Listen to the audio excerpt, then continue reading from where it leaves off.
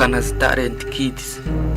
Kanazi Talent Kids ni abana bo mu Bugesera bishyize hamwe bakora itsinda ryo kubyina, by'umwihariko ariko harimo uwitwa Karyuri wamenyekanye cyane.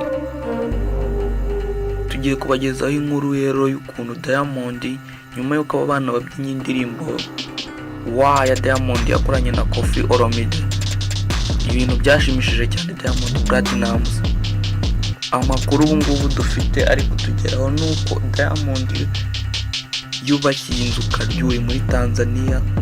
Iyi nzu rero na Karyuri ubwe ntago arayibona, ni surprise Diamond ateganya kuzamukorera.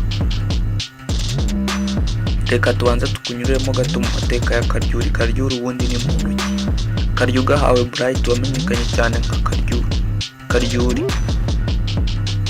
nubwo hataramenyekana neza igihe yavukiye, gusa abamurera bavuga yuko afite imyaka 8. Akaba atuye mu ntara y'Iburasirazuba mu karere ka Bugesera mu murenge wa Nyamata. Karyuri afite mushiki we muto, gusa bose barerwa na nyirakuru kubera ko nyina wababyaye yabataye bakiri bato.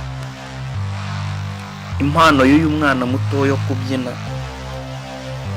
Mukabutera nyirakuru wa Karyuri avuga yuko yayibonye akiri muto, ngo kuko iyo yatiraga akaradiyo Karyuri yarishimaga cyane, ibinezero bikamurenga.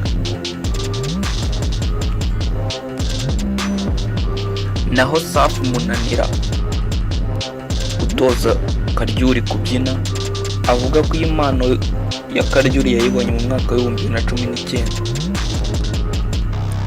ari nabwo yamufasha amashusho bwa mbere akoresheje smartphone akayashyira ku mbuga nkoranyambaga. Tariki 27 z'ukwezi kwa Munani nibwo Karyuri yaganiriye na Meddy kuri telefone.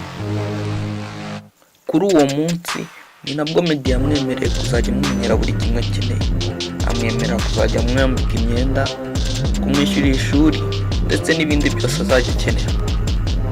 Uretse n'ibyo, Meddy yaje kuba amwemerera kumushakira ahantu yazajya ajya kwigira kubyina kugeza akuze akavamo umubyinnyi w'umwuga.